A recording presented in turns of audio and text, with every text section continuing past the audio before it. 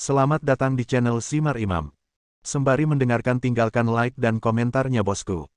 Jangan lupa pasang headset kalian. Siapkan kopi dan camilan. Lupakan pahitnya kehidupan. Mari kita dengarkan sambil rebahan. Bab 237. Ye Tianzong berpikir. Kelihatannya, daftar ini sangat penting bagi Paviliun Tiansu.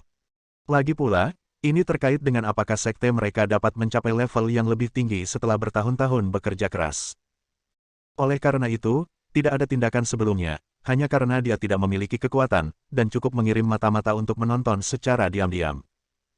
Namun persaingan saat ini sudah mencapai tahap yang sengit, jadi jika Anda mendapatkan daftar dan akhirnya memperkaya diri sendiri, maka Anda memiliki peluang mutlak untuk menang dalam pemilu. Tetapi, tujuan akhir mereka pasti membuat keributan besar di perbatasan utara. Dari pertimbangan Ye Tianzong, ini bukan hanya misteri tentang hidup dan mati istri dan ayahnya, tetapi juga untuk keselamatan orang-orang di perbatasan utara. Paviliun Tiansu ini harus dihancurkan dan tidak dapat terus ada. Dan kunci yang paling kritis adalah daftar misterius pada emas, perak dan perhiasan. Kembali ke komandan, kurang lebih begitu maksudnya. Huo Fenghuang tidak berkomitmen, mengangguk dan berkata, ada juga banyak faksi di Paviliun Tiansu. Sejauh yang saya tahu, mereka memiliki banyak murid, dan mereka ada di seluruh dunia sekuler. Jika Anda ingin menangkap mereka semua, ada kemungkinan besar. Daya tembak yang tersebar membuat kami tidak dapat berkonsentrasi. Oleh karena itu, cara terbaik untuk menghancurkan mereka adalah dengan mengendalikan orang-orang yang bertanggung jawab. Oh, saya sudah memiliki informasi spesifik mereka. Maksud saya adalah, setelah saya kembali dan melapor kepada Anda kali ini, saya akan mulai bersiap untuk menjatuhkan orang-orang ini. Selama mereka tidak main-main, maka kita dapat menstabilkan situasi di dalam Paviliun Tiansu. Pada akhirnya, tampaknya Anda telah mencapai kesepakatan dengan orang-orang dari gerbang Yexing. Ini adalah tambahan yang bagus. Saya mengontrol orang-orang yang bertanggung jawab. Mereka bertanggung jawab untuk menahan tentara udang dan jenderal kepiting lainnya sampai pihak lain benar-benar terburu-buru. Setelah itu, mereka akan datang untuk berbicara dengan kami secara aktif. Saya pikir, pada saat itu, kami memiliki inisiatif. Pada saat itu, biarkan Paviliun Tiansu melakukan apapun yang diinginkannya, kan? Setelah memahami keseluruhan konten, Ye Tianzong berpikir sendiri. Dia tidak khawatir tentang kemampuan Huo Fenghuang. Biarkan pihak lain secara langsung mengendalikan beberapa pilar Paviliun Tiansu, dan mereka akan kehilangan antek-antek mereka, lalu musnahkan kekuatan sporadis itu. Hari itu, Paviliun Su pasti akan kacau balau.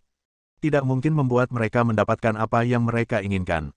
Kemudian, setelah keduanya mengobrol sebentar, jam 8:30. Bagus. Kalau begitu, Feng Huang, mari kita lakukan ini. Saya akan memberi Anda 3 hari untuk menemukan dan menangkap orang dalam Paviliun Tiansu ini, dan menempatkan mereka di bungalow tempat Anda memarkir pesawat sebelumnya. Kemudian, saya akan berbicara dengan Yexingmen. Setelah Anda mendapatkannya selesai, mereka akan melancarkan aksi untuk segera mengendalikan kekuatan sporadis lainnya di Paviliun Tiansu. Dengan cara ini, pemilik Paviliun Tiansu akan dipaksa datang untuk bernegosiasi. Kemudian, kami memiliki inisiatif mutlak, benar. Ngomong-ngomong soal, Ye Tianzong mengerutkan kening, dan bertanya, tapi, saya khawatir tentang satu hal, yaitu, di dunia sekuler Paviliun Tiansu, banyak properti telah ditambahkan.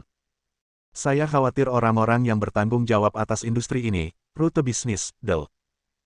Ketika Paviliun Tiansu dalam masalah, orang-orang ini akan menimbulkan serangan balik, yang pasti akan menyebabkan kerusakan parah pada ekonomi Lincheng. Komandan, saya mengerti maksud Anda. Huo Fenghuang menarik napas dalam-dalam, dan berkata dengan sungguh-sungguh, jadi, saya punya saran.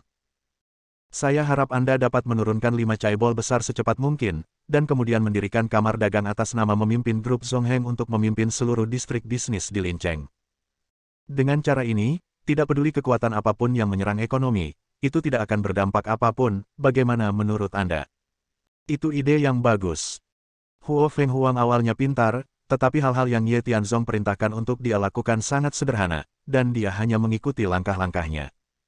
Tapi strategi yang dia usulkan sekarang menutupi kekurangannya.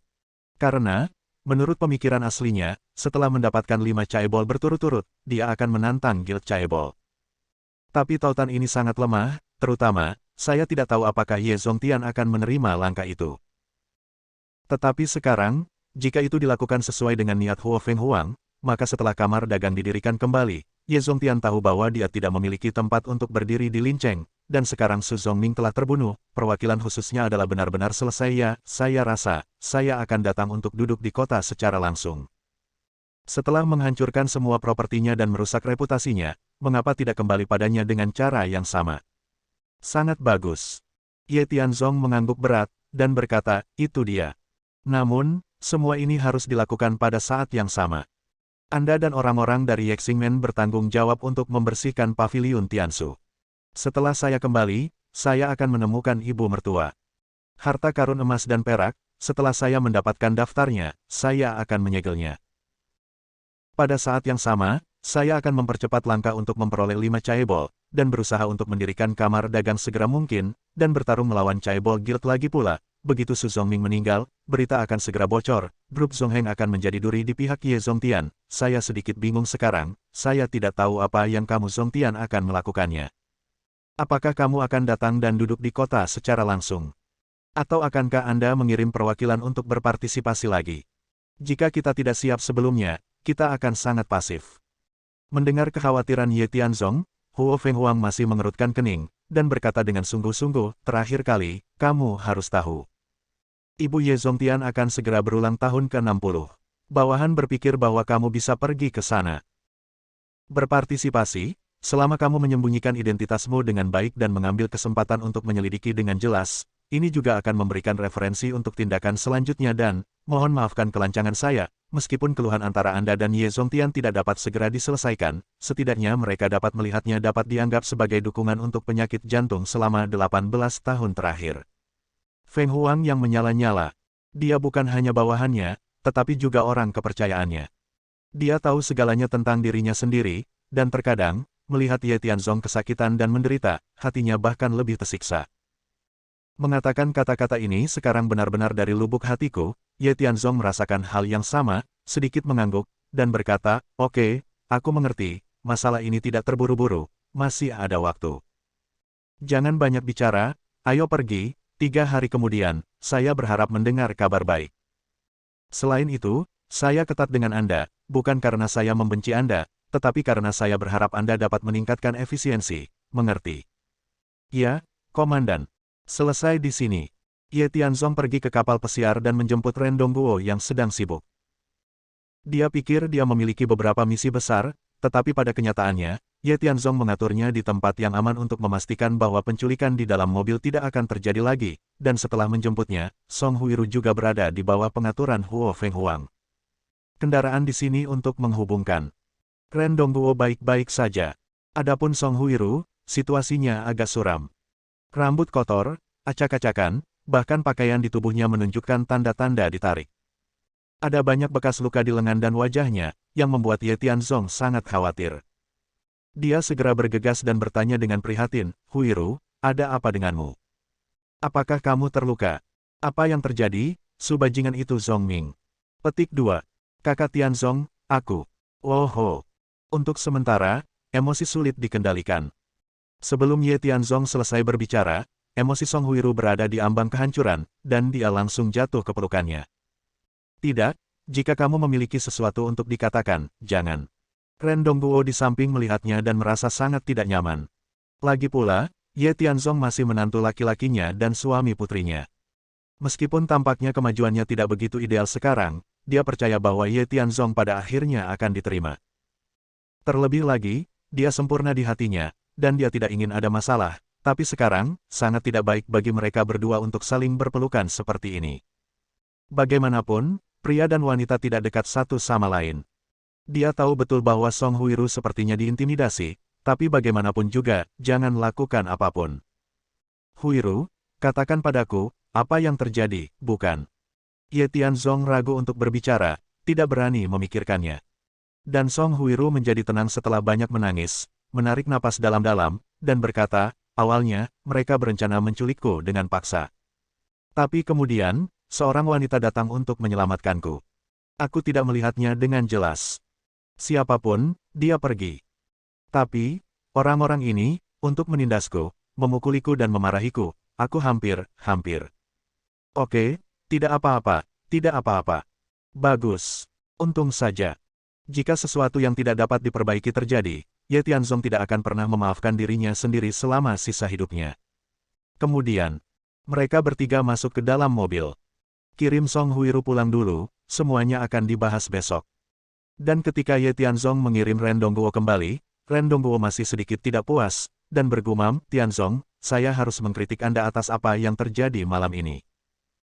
Bawa saya ke sana, saya diculik. Saya tidak akan mengatakan apa-apa, biarkan saja saya nongkrong di kapal pesiar sendirian, mengatakan itu untuk mengatur tugas untuk saya, tetapi sebenarnya itu hanya untuk membiarkan saya tinggal, saya bisa menanggungnya, tetapi Anda dan Nona Song. Ayah, itu saudara perempuanku, kamu terlalu banyak berpikir. Tidakkah kamu melihat bagaimana dia terluka? Itu normal untuk menghibur. Mungkin kamu tidak memperhatikan saat itu dan berpelukan untuk sementara waktu, tapi aku bersumpah padamu, kami pasti tidak bersalah dan tidak ada hubungannya dengan satu sama lain. Terlebih lagi, di mataku, selain Yurou, tidak ada wanita yang bisa membangkitkan minatku. Kuharap apa yang terjadi barusan hanyalah sebuah episode. Jangan beritahu Yurou, kalau tidak, aku khawatir dia akan cemburu. Dan, meskipun ada beberapa liku-liku dalam apa yang terjadi malam ini, tidak apa-apa, dana ibu ada, dan restoran hotpot Yurou akan dibuka, untukmu, aku punya jalan keluar yang bagus untukmu. Jalan keluar yang bagus. Ren Dongguo, yang awalnya masih marah, tiba-tiba mengerutkan kening, dan bertanya dengan curiga, menantu saya yang baik, apakah Anda menemukan pekerjaan yang baik untuk saya? Anda berkata, meskipun saya memiliki Zhong Xiliang di belakang saya, sebenarnya, itu semua. Itu hanya untuk bersenang-senang, dan ibumu tidak menganggapku serius, jadi aku. Presiden. Ye Tianzong berkata terus terang, saya berencana untuk mendirikan kamar dagang baru untuk memimpin ekonomi seluruh kota Lincheng. Di masa depan, Anda akan menjadi pemimpin ekonomi di sini. Anda akan menjadi presiden. Tentu saja, saya mungkin meminta Anda untuk membantu saya di masa depan. Seharusnya tidak apa-apa, kan? Bab 238. Ye Tianzong memiliki pertimbangannya sendiri. Seperti yang disebutkan Huo Fenghuang sebelumnya, penting untuk mengoordinasikan ekonomi Lincheng, mendirikan kamar dagang, dan memiliki dukungan kuat sebelum dapat melawan serikat Chaebol. Tidak perlu. Jadi, Anda harus mendorong agen. Orang ini harus sepenuhnya mematuhi perintahnya, dan dia juga harus memiliki kepercayaan yang cukup. Selama periode ini, melalui beberapa operasi, dia berteman dengan beberapa orang, termasuk Mei Qingyang dari Juxian Villa, penonton Zhong Xiliang, dan dua saudara perempuan Song Huiru. Namun, tidak satupun dari mereka yang benar-benar masuk ke dalam hati mereka, pada saat-saat kritis mereka harus melihat kerabat terdekat mereka. Seharusnya Ren Dongguo menjadi ketua kamar dagang. Apa situasinya? Ren Dongguo linglung, dan dia tidak punya niat untuk berurusan dengan pihak lain. Meskipun terdengar bersemangat dan dia memiliki kepercayaan tanpa pamrih pada Ye Tianzong, tetapi dia selalu merasa bingung. Jika dia tidak bertanya dengan jelas, dia tidak akan tahu. Kemudian dia bertanya, saya berkata menantu, saya dapat mengabaikan hal-hal yang Anda lakukan setiap hari. Tapi setidaknya Anda harus menjelaskan kepada saya dengan jelas, jika tidak. Ayah, kamu terlalu banyak berpikir. Ini tidak terlalu rumit. Sangat sederhana. Aku ingin membantu ibu dan Yurou. Karir mereka baru saja dimulai, dan tidak ada yang tahu apa yang akan terjadi di masa depan. Dan kami telah meninggalkan keluarga Ren. Sebenarnya, menurut pendapat saya, keluarga Ren tidak akan memberikan bantuan apapun. Oleh karena itu, kita harus berhati-hati sebelum hal itu terjadi, dan cara terbaik adalah mengeraskan pinggang kita dan memiliki kepercayaan diri, mengerti? Jadi, mendirikan kamar dagang. Istilah kamar dagang, menurut Ren Dongguo, sangat tinggi. Dan meskipun dia memiliki ambisi, dia merasa bahwa dia tidak memiliki kemampuan. Sekarang setelah Ye Tianzong mengatakan ini, dia masih sedikit bersemangat, jadi dia bertanya, kalau begitu aku tidak akan berbicara omong kosong denganmu, ayo lakukan saja. Anda ingin mendirikan kamar dagang, apa? Kapan? Bagaimana bisa? Dan setelah saya menjadi kamar dagang, apa yang Anda ingin saya lakukan? Ini masih awal. Ye Tianzong menggelengkan kepalanya sedikit, meskipun dia sudah memiliki ide seperti itu, tetapi saat ini, dia belum melihat horoskop, jadi dia tidak bisa bertindak terlalu tergesa-gesa, dia harus mengambilnya selangkah demi selangkah. Dia menarik napas dalam-dalam, dan melihat bahwa dia akan pulang, dia berkata, oke, ayah, saya akan menemukan Anda setelah saya menangani masalah kamar dagang. Sekarang, Anda harus melakukan yang terbaik untuk membantu ibu menjalankan salon kecantikan dan grup makeup kecantikan. Mari kita kembali sebentar, mari kita tidak berbicara tentang pengalaman yang baru saja kita alami di Clubhouse Jiangnan, mari kita berkeliling dan melihat-lihat, apakah tidak apa-apa. Tentu saja, tak masalah. Ren Dongguo sangat bersemangat, secara umum, jika Ye Tianzong berkata demikian, dia akan berhasil dalam 9 dari 10 kasus. Dia tidak menyangka bahwa suatu hari dia akan bisa menjadi presiden kamar dagang ini. Dia mengangguk dan berkata, saya akan mendengarkan Anda. Mari kita merahasiakan hal ini. Saya hanya akan menunggu kabar baik Anda. Setelah kesepakatan di sini, kembali ke villa besar. Keesokan harinya, bangun pagi. Setelah pengaturan tugas Ren Yurou tadi malam, setiap orang memiliki banyak hal yang harus dilakukan hari ini. Karena pelayan villa belum direkrut, jadi mereka harus memasak sendiri untuk sementara. Ye Tianzong membuat sarapan lebih awal setelah kembali ke villa tadi malam, ibu mertua sudah istirahat lebih awal, tetapi Ren Yurou adalah seorang gila kerja yang terus sibuk sampai larut malam. Ketika Ye Tianzong dan Ren Dongguo kembali larut malam tadi, dia tidak mengajukan pertanyaan apapun. Hanya saja ketika dia tidur di kamar, sikapnya terhadap Ye Tianzong tidak terlalu ramah, bahkan ketika dia keluar dengan selimut di lengannya, dia merasa kesal. Di atas meja, Dongguo, tadi malam kamu dan idiot ini. Ye Tianzong, pergi jalan-jalan, bagaimana rasanya? Zhang Chunqin dalam suasana hati yang baik, lagi pula, ada telepon dari Mes Gu tadi malam, dan dana 100 juta akan segera ditempatkan. Dia tidak tahu, tapi setelah berkomunikasi dengan Bin Kirui tadi malam, dana akan masuk sebelum jam 5 sore ini. Saat itu, dia dapat membangun grup kecantikan sesuai dengan idenya sendiri. Tentu saja, Mes Gu harus datang langsung untuk membantu operasi. Meskipun Zhang Chunqin memiliki ambisi seperti itu, tetapi kemampuannya terbatas, tanpa bantuan profesional, mungkin sulit untuk bangun. Yah, cukup bagus. Lingkungan di sekitar sini bagus dan tenang. Intinya transportasinya nyaman. Nyaman bagi kita untuk pergi kemanapun kita mau, kata Ren Dongguo sambil tersenyum, saya berkomunikasi dengan Mes Gu kemarin. Setelah beberapa lama, ayo pergi untuk salon kecantikan, saya bertugas menjaga bisnis toko, dan Anda harus mencari tempat untuk bekerja, dan ketika dana sudah ada, barulah Anda bisa. Kamu tidak perlu menekankan hal ini. Aku sudah membuat janji dengan Mes Gu, dan aku akan pergi mencari rumah bersamanya sebentar lagi. Jika tidak terjadi apa-apa, aku bisa mulai terbentuk hari ini. Tapi Yurou, san restoran hotpot di sisi Anda harus cepat. Sekarang, resepnya diberikan kepada Anda. Saya yakin ayah Anda dulunya makmur dengan keterampilan ini. Selanjutnya, tergantung lokasi Anda, termasuk kepegawaian, terutama strategi bisnis. Tunggu sampai ibumu setelah sibuk di sini. Tidak apa-apa, Bu, aku tahu apa yang terjadi di hatiku.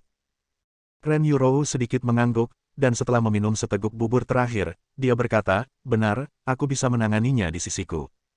Sedangkan untukmu, pergi dan bereskan pembukaan grup makeup kecantikan. Ayah akan merekrut personel di sini pagi-pagi sekali. Saya dipanggil ke toko. Setelah beberapa saat, Tianzong dan saya akan pergi ke toko untuk memilih karyawan. Semua dokumen saya telah diperoleh. Jika tidak ada kecelakaan, bisnis dapat dibuka di beberapa hari.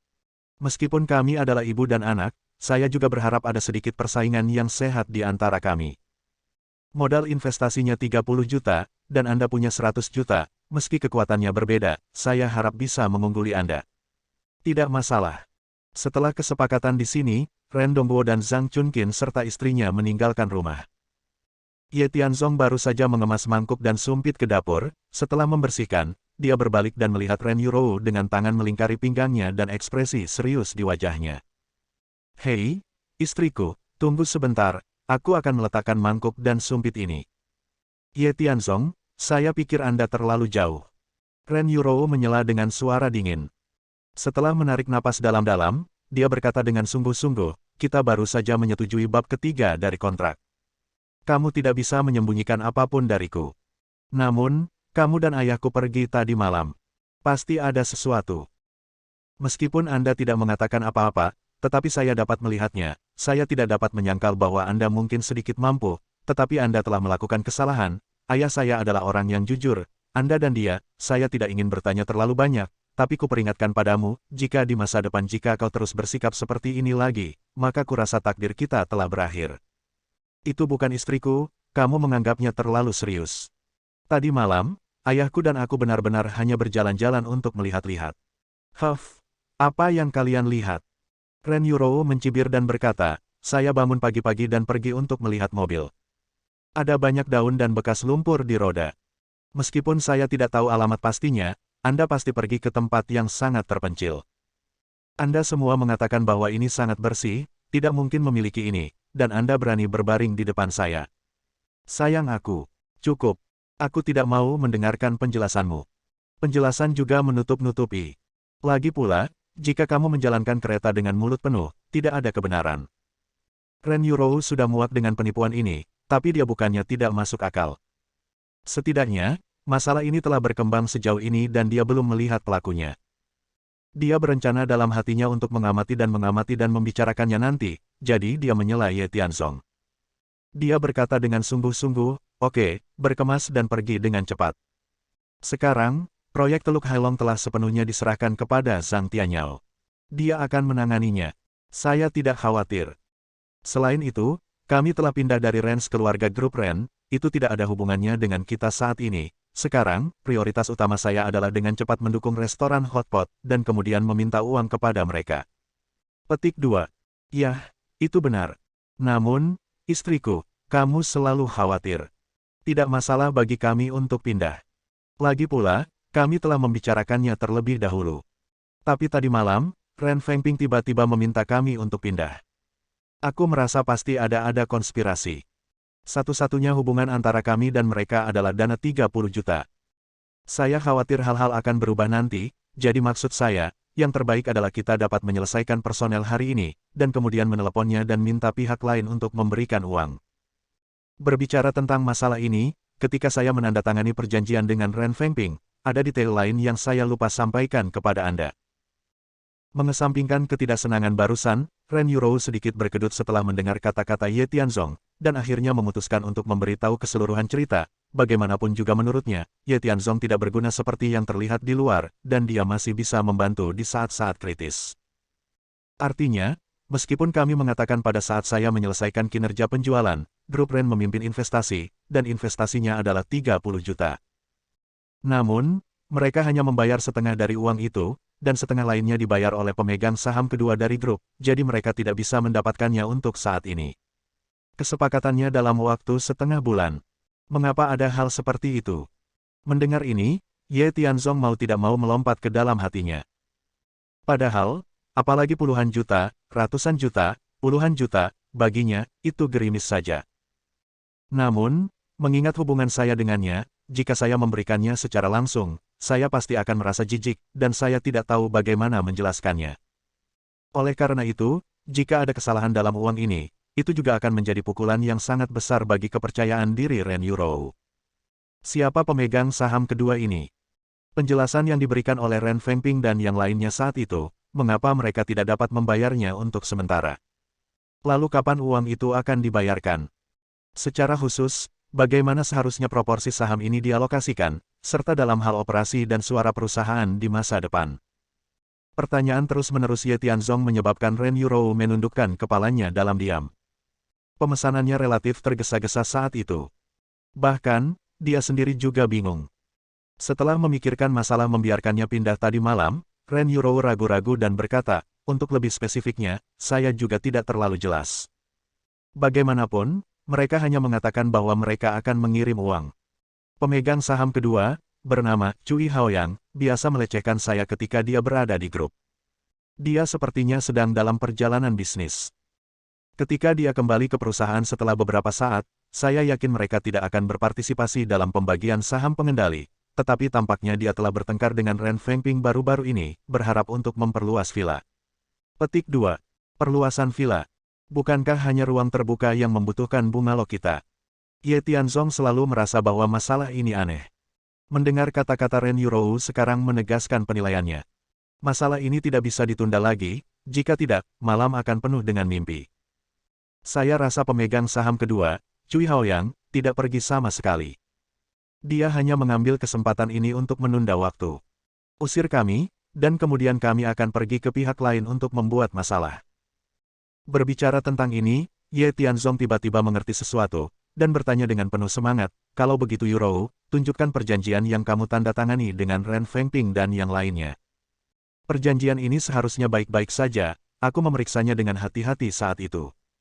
Temukan dulu dan biarkan aku melihatnya. Bersambung. Nantikan bab selanjutnya bosku.